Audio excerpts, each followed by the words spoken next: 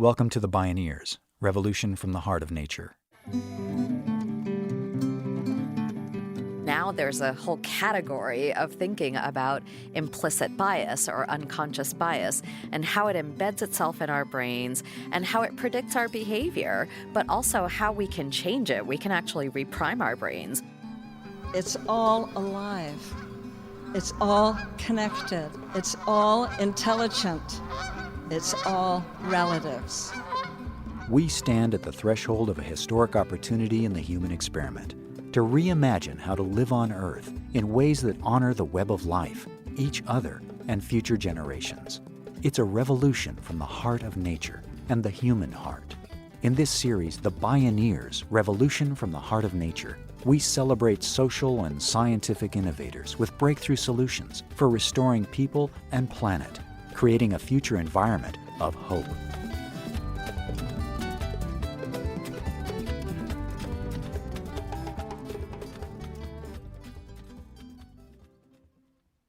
Support for the Bioneers' Revolution from the Heart of Nature is provided in part by Organic Valley Family of Farms, funding also provided by a grant from the Park Foundation, and by the generous support of listeners like you. Today, the United States is transforming into a majority-minority nation. By around 2020, more than half the nation's children are projected to be part of a minority racial or ethnic group. The overall population will follow suit within 20 years. Though no one group will be dominant by size, Hispanics will soon be the country's leading ethnic group. This demographic shift is seismic. In nature, diversity is the source of stability, innovation, and resilience. It's also true in economies and cultures. But then again, humanity can also be intensely tribal and fractious, and race and ethnicity have long been used by elites to divide and conquer. It's been said that the only thing that could unite us as a species would be space invaders. However, what is increasingly going to unite us is the threat to our common home as Earthlings. In order to preserve the living systems we all rely on, we're being urgently called upon to reach out across our differences, to build beloved community and peaceful coexistence. Today, a new generation of activists is reframing the conversation about race, bringing new tools to the table, and calling on each of us to confront our own unconscious bias. After all, race is a social construct, not a biological reality, and our views can and do change. This is Raced and Classed, the journey from diversity to equity, with Rinku Sen, Saru Jayaraman, and Malkia Cyril. My name is Neil Harvey. I'll be your host.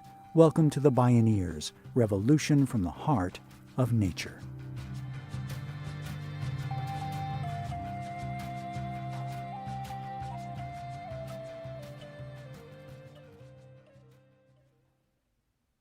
I was an immigrant kid, eldest immigrant child. I grew up in very, very white suburbs. I found my first true sense of belonging in this country when I discovered racial justice work, and all that has made race the abiding concern of my adult life.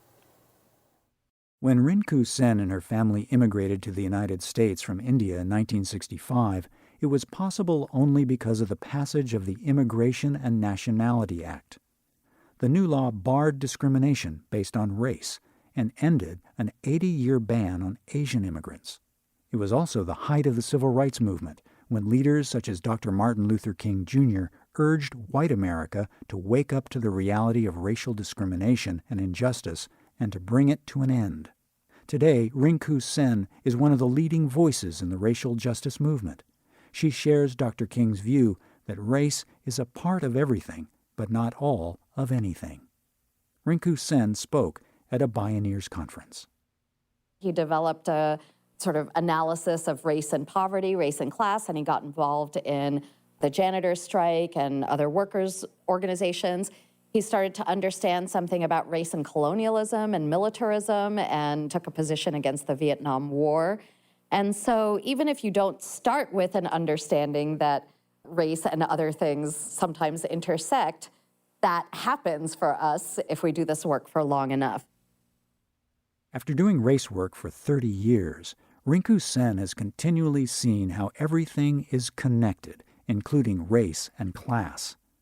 This intersectionality can often be invisible, but not to those affected by it. As president and executive director of Race Forward, the Center for Racial Justice Innovation, Rinku Sen works to build on the legacy of the civil rights movement. She's helping reveal the unconscious bias all of us carry and to unearth the structural racism embedded in our institutions and culture. Race and gender, race and class, race and sexuality, race and nationality. And adding those lenses never wipes out my race lens because it doesn't have to. It just changes the picture that I see. And once I have a fuller picture, I can then make decisions about which parts of that picture I'm going to act on, and I can be accountable for those choices and those decisions. Doing this work made one thing crystal clear to Rinku Sen. There is no general agreement on what racism is. That lack of understanding has led to differing definitions of what constitutes racial justice.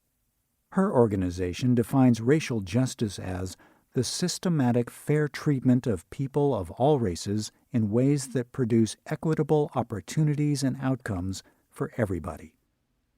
And that is quite different from a definition of racial justice that is something like, I won't see color. That's the colorblindness definition of racial justice. Or I will be better to people and I'll just deal with myself. I can't influence anybody else, but I can deal with myself. That's an individualized notion of how we get to racial justice. And individuals are important, but we're all part of a system, and the system reinforces and generates our behavior. It regulates our behavior. And so defining racism not just as intentional, individual, and overt, but also as systemic and hidden and unconscious is a really critical, fundamental piece of work. And one thing that I have learned over time is that people do not know. They do not know. They don't have the language. They may know something at the gut level, but they don't know how to describe it.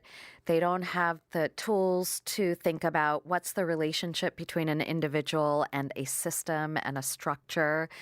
And so one way that my approach to the work has really changed over the years is that I break things down a lot more than I used to. When Rinku Sen and Race Forward organized a campaign called Drop the I Word, they were aiming to eliminate the use of the word illegal when discussing immigrants. They focused much of their efforts on the media. Many editors and reporters reacted by saying they weren't intending to be racist. However, studies clearly showed an increase in the perception of immigrants as illegal, accompanied by a rise in hate crimes against Latinos. As a result of the campaign, some news outlets and journalist associations have now stopped using the term. In 2016, the Library of Congress banned the term illegal aliens. Rinku Sen says this is a good example of how what matters most is impact, not intention. And it's a disturbing instance of how deep our implicit and unconscious bias really goes. And this is partly because we know things about the human brain and racial bias that we didn't know 15 or 20 and certainly not 50 years ago. Now there's a whole category of thinking about implicit bias or unconscious bias and how it embeds itself in our brains and how it predicts our behavior, but also how we can change it. We can actually reprime our brains. We can remove the opportunity for us and other people to exercise their bias by doing often very simple things. And we can also make people stop and think.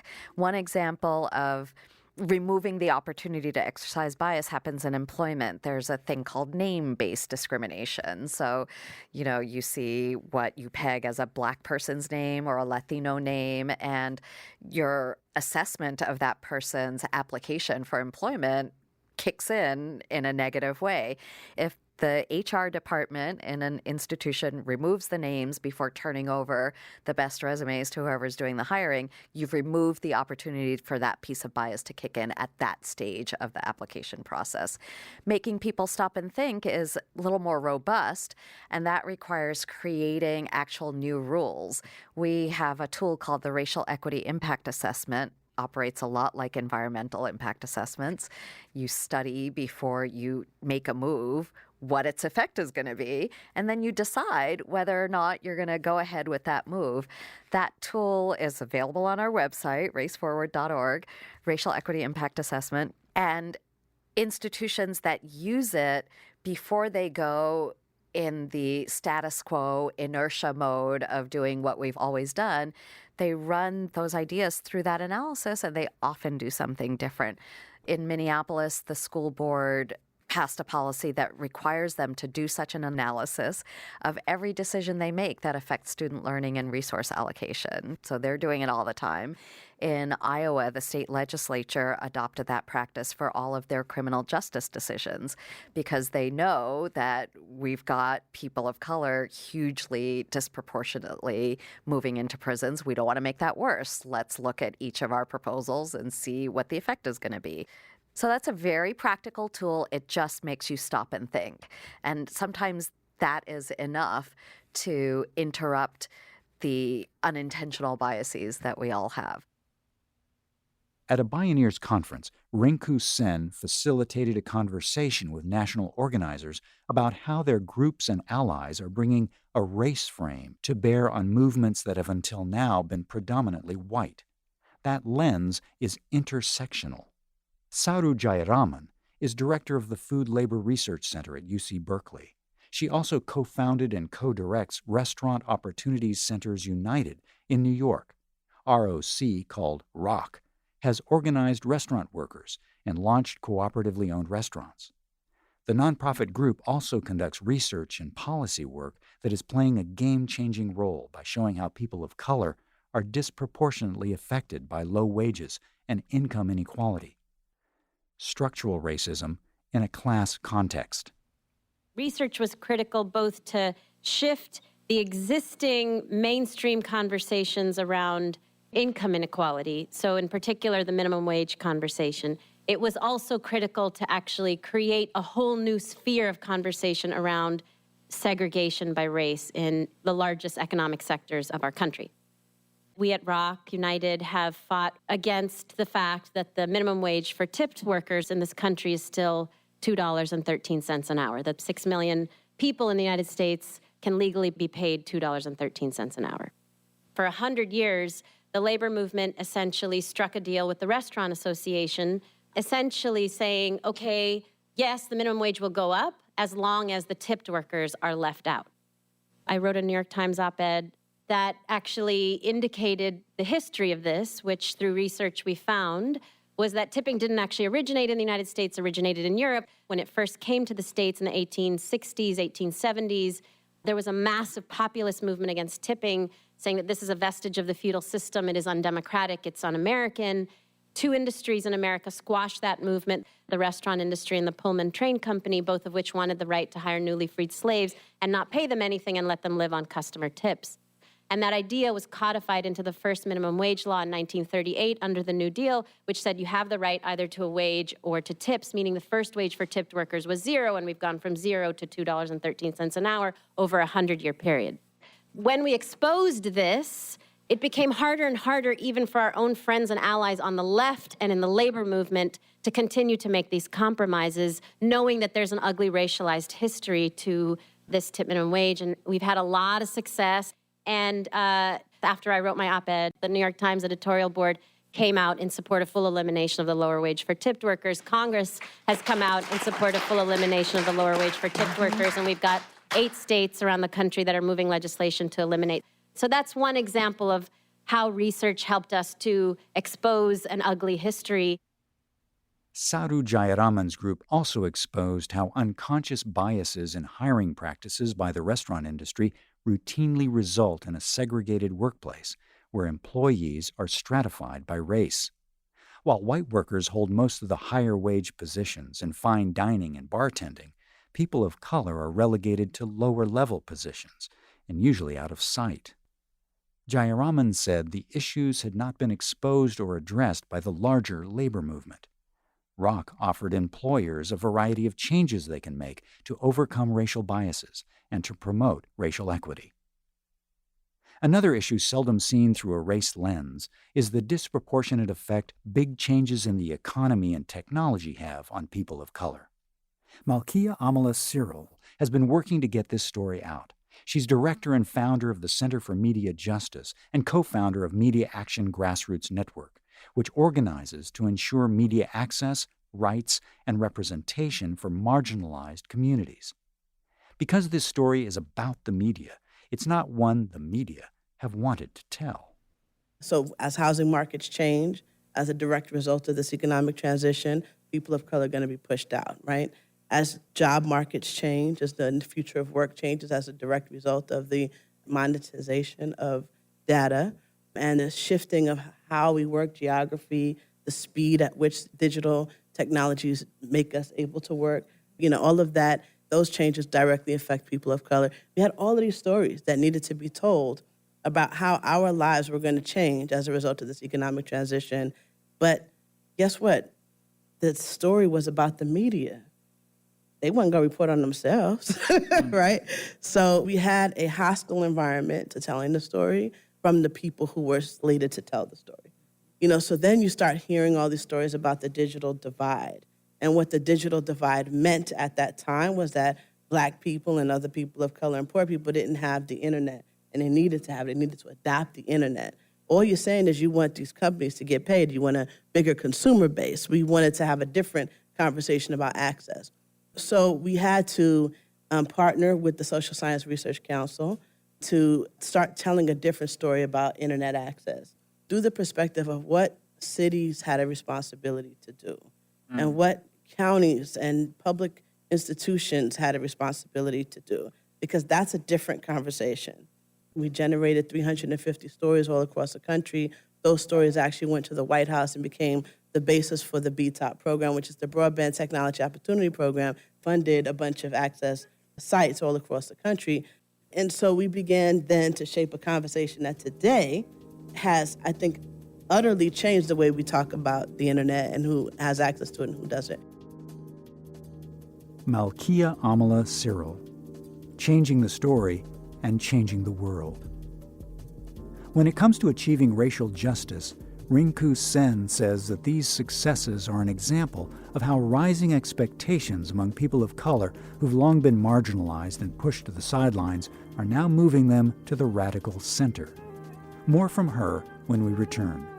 This is Raced and Classed, the journey from diversity to equity. I'm Neil Harvey. You're listening to the Bioneers, Revolution from the Heart of Nature.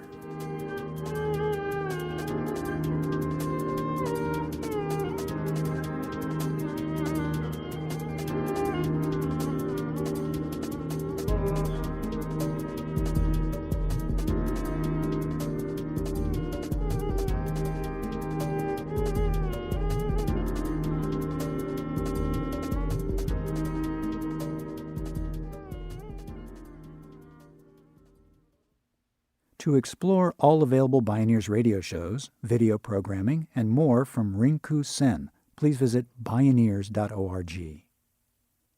Rinku Sen believes we're in a movement moment, an epic opportunity for a new understanding about race. The Black Lives Matter movement has taken the national stage. A Latino spring is rising rapidly. Indigenous communities are making their voices heard. Change is happening everywhere. We can see it in the fast food strikes and lots of labor organizing. We can see it, obviously, in the movement for Black Lives and in a multiracial effort to reform police departments and to change the nature of policing.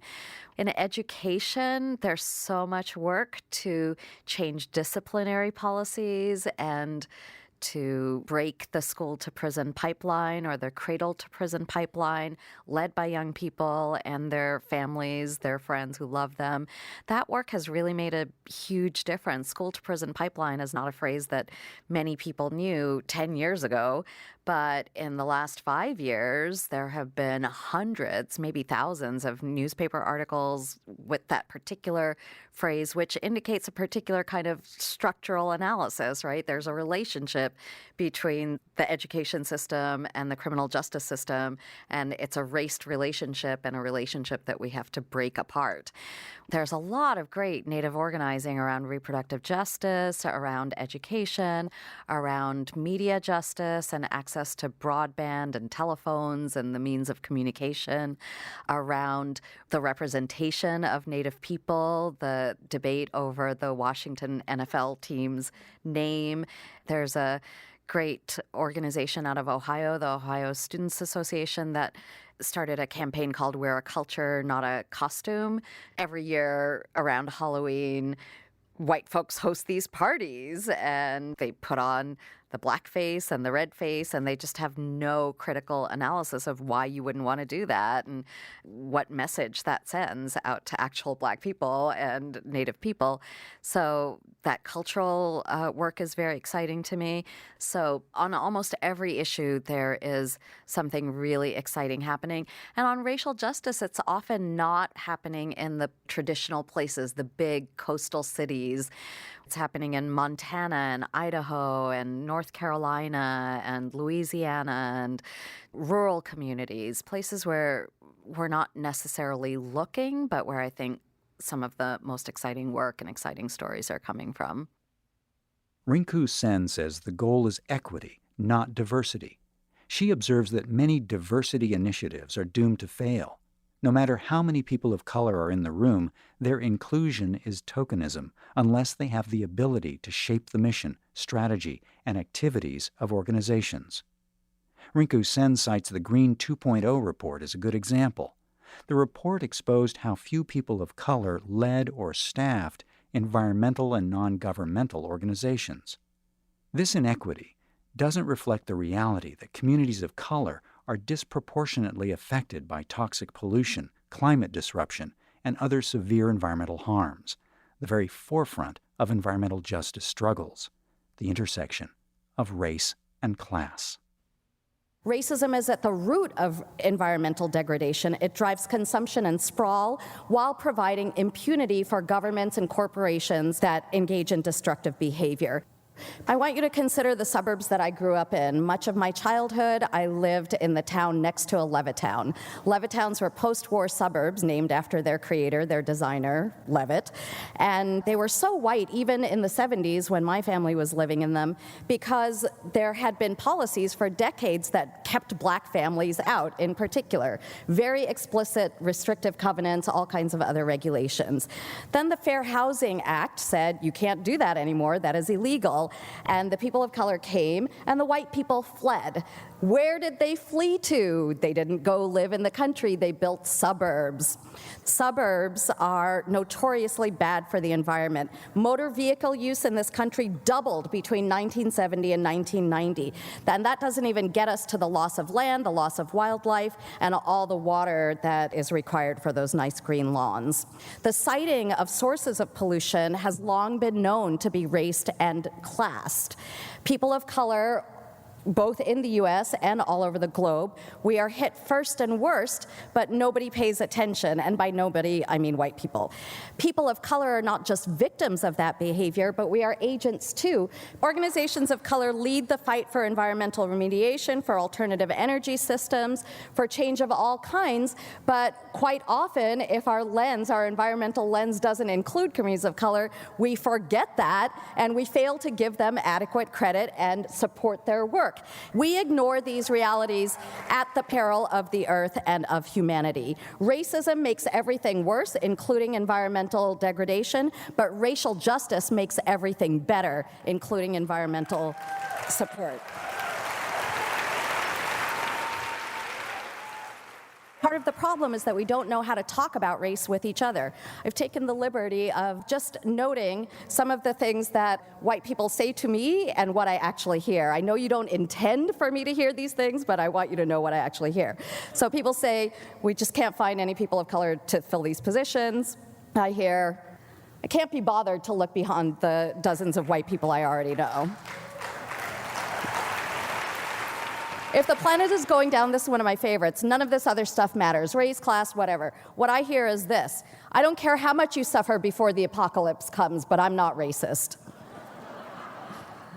I know that this works the other way too, and that when I say something like it's not about you, it's the system, what they hear is, you're racist. So the thing is, we're talking across each other, and everybody is obsessed with finding the racist. Who is the racist? Not being the racist. So let's start over. One thing I'd love to see over the next 5 years is a real acknowledgement throughout all of the social justice movements, of which I consider environmentalism one, that race is in fact a part of that movement, that it's key to really understanding what the situation is that we're dealing with in all of its complexity. And it's also key to coming up with the right solutions so that we're solving problems for everybody.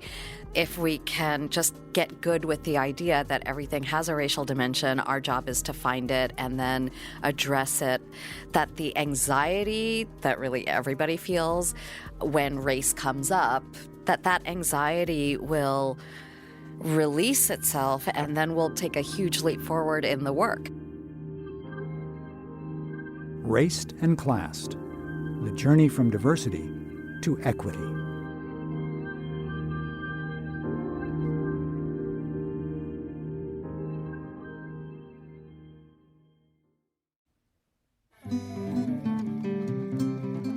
You can see and hear more from Rinku Sen and Saru Jayaraman and explore more Bioneers radio programs, podcasts, and videos online at bioneers.org. For information on attending the National Bioneers Conference and Bioneers events in your area, please visit bioneers.org or call 1-877-BIONEER. The Bioneers, Revolution from the Heart of Nature is a production of Bioneers and Collective Heritage Institute. Executive producer, Kenny Ausubel. Written by Kenny Ausubel. Senior producer and station relations, Stephanie Welch. Host and consulting producer, Neil Harvey. Program engineer, Emily Harris. Production assistants, Tina Rubio and Melanie Choi. Interview recording engineer, Jeff Westman. Our theme music is co-written by the Baka Forest people of Cameroon and Baka Beyond from the album East to West. All royalties from Baka compositions and performances go to the Baka Forest people through the charity Global Music Exchange. Find out more at globalmusicexchange.org. Additional music was made available by Sounds True at soundstrue.com and from Canyon Records at canyonrecords.com. For more music information, please visit bioneers.org. The opinions expressed in the Bioneers, Revolution from the Heart of Nature, are those of the presenters and are not necessarily those of Bioneers and Collective Heritage Institute, the underwriters, or this radio station. My name is Neil Harvey. Thank you for listening. I invite you to join the Bioneers in inspiring a shift to live on Earth in ways that honor the web of life, each other, and future generations. This is program number 0316. This program was made possible in part by Organic Valley's pasture-raised organic dairy products, bringing the good from our family farmers to your table at organicvalley.coop. Funding also provided by a grant from the Park Foundation, dedicated to heightening public awareness of critical issues, and by the generous support of listeners like you.